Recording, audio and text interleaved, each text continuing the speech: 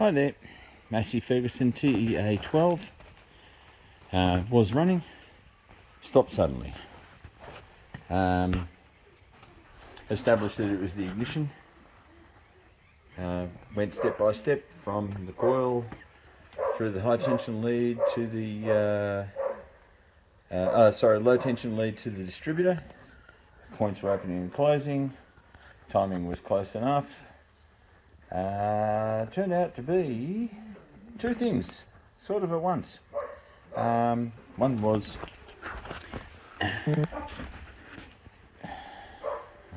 focus. Cheap component replacements. This is a new kit, cheap, shitty kit that had actually gone down there and wasn't really contacting the coil. And the other thing was that there's no continuity in the rotor button. Couldn't believe it. A little bit of rust in there, but no continuity in the rotor button. Couldn't believe it, would you? New, cheap, shitty stuff. Anyway, good news is,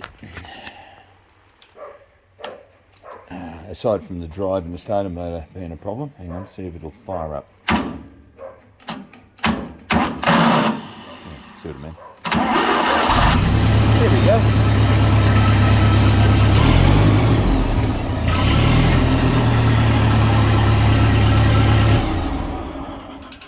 All good.